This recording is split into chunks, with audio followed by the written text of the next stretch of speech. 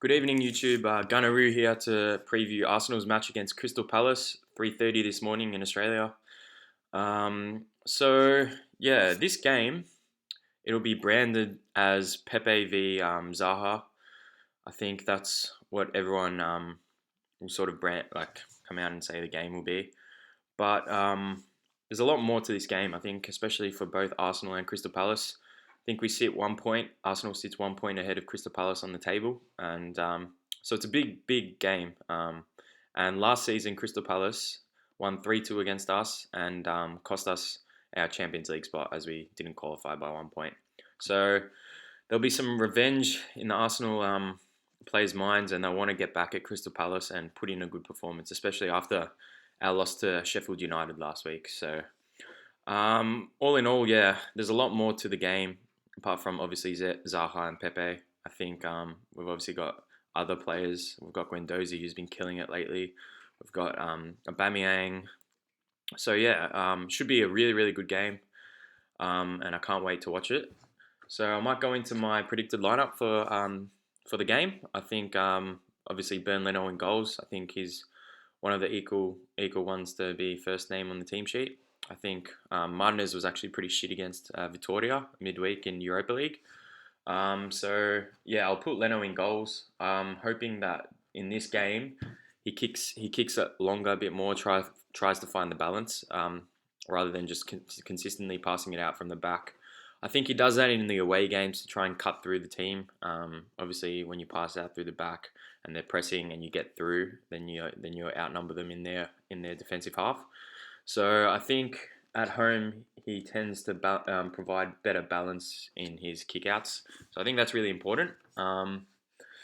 Moving on to right back position, this is a tough one. I think my hands are tied in this department because Ballerin was off pace against Victoria. He was very poor, and Chambers was the worst player on the pitch against Sheffield United. So it's a very tough selection. I think Ballerin doesn't look up to it yet. I don't think he has the fitness and the capacity to play in this game and the intensity. I think it will catch up to him.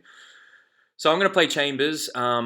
He was horrible against Sheffield United, but the thing with Chambers is he's a better defender than Hector Bellerin, so I know his positioning will be good, but he will get rinsed against Zaha. I can tell you that Zaha will be turning in and out of him. So I think it's important for Pepe to track back and to give him support as well. And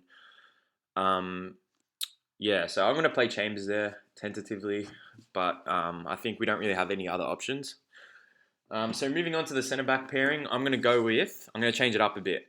I'm going to drop Socrates. I know this won't happen, obviously, but I'm going to drop Socrates and play David Luiz and Rob Holding. I think those two as a combination will be able to pass out the back. They're more agile. They're better on the ball. They'll be able to drive forward because we're going to have more possession. So we'll be able to shift it forward. And they're ball players, so they'll carry, they'll run with the ball, and they'll play that through ball. They can play that long pass. And given that we're playing out from the back a lot, I think they're more suited to the style that we're playing. So I'm going to go with those two because Palace will be on the playing counter attack. So I don't think we really need Socrates. I think he's more in one of those physical games where they're going to be pushing on us and we're going to be trying to sit back a bit. So moving on to left back position, I'm going to go with Kieran Tierney. I don't want Kolasinac anywhere near this team. I think he's fucking shit and he doesn't deserve to play for the team. So he doesn't offer anything forward or defensively. So and Tierney should be fit, back to fully fitness. Whipped a mad ball into Martinelli midweek. So I'm gonna play Tierney. So that's my back four. I'm gonna go with obviously first person in the team sheet as well is Guendouzi. I think it was immense against Victoria when he came on in the second half.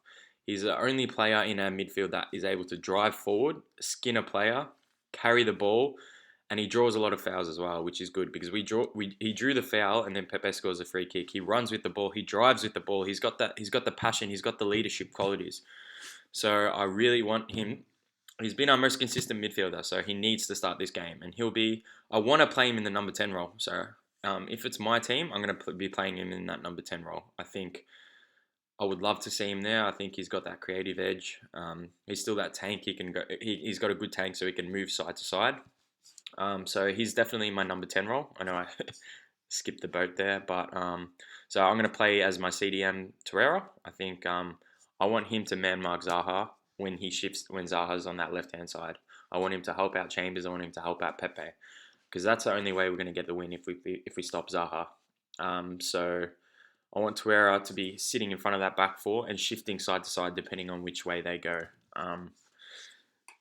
Yeah, so Torreira and Guendouzi in the midfield, and then last of all, I'll have Ceballos. I'll play him more deep line just because he's a bit slower. So rather than having him as a number 10, I'll have Guendouzi as a 10, and I'll have Ceballos sort of next to Torreira, depending on our positioning. But he'll be floating a bit. But yeah, I like Ceballos. I think he's good on the ball. He plays much better at home. It was pretty good in the second half against Victoria. So that'll be my midfield three. And then my front three on the left, I will play Saka. I don't think he deserves to get dropped. I think he's a bit young. He's probably got 60 minutes in him. And we don't really have any other options. We've got Martinelli, who was absolutely incredible against Victoria. I think he was outstanding. His header. What's he scored like? I think he scored 5 goals in 6 appearances. 3 coming off the bench as well. So especially for an 18-year-old coming to a big country, London, doesn't speak the language, trying to settle in for a big club called Arsenal. I think, his performance have been underrated. I think he's done really really well, and he'll come on probably about 60th minute. So yeah, I'll chuck Saka on the left. On the right, I'm going to play Pepe, the guy that scored the 2 amazing free kicks. I think this is his game to score a goal from open play, to dominate the game, and it'll be really interesting to see how him and Zaha go along in because they'll be on the same side. So it'll be interesting to see how they because Pepe will have to be helping Chambers when he tracks back, and so he'll be Zaha will be running at Pepe and Chambers, so it'll be good to see that battle of the Ivorians. So yeah, that'll be Pepe on the right side, and then up front, Aubameyang, a Ballon d'Or nominee. I think Lacazette isn't fit enough for the game. He played Victoria, came off for Pepe before he scored those free kicks. He was a bit of a sook in Victoria, actually, to be honest. I don't know if you would have seen, he got head-butted and then he collapsed on the ground when it was the weakest thing. And he was sooking about Ballarat not crossing the ball in quick enough. And he was just a bit whingy, and he just looked like he felt as though he was better than all the players on the pitch. And I think that's a wrong way to go about it. So I'd bring him in as a substitute against Crystal Palace. So that's my lineup. Thought I'd smash through that. How the game's going to go, I think Roy Hodgson's teams, back when he was in Italy as well, play really defensive. They're really well structured. They can hold their structure for 90 minutes. And that's what Crystal Palace have been doing. They've been really, really good defensively. They don't have any strikers. They don't have any notable strikers. Benteke, what's he scored? 1 goal in like 9 years. Zaha's pretty much their only main target. They love to play that counter-attack football. They got Townsend, they got Van Aanholt, they got Milivojevic who can score penalties.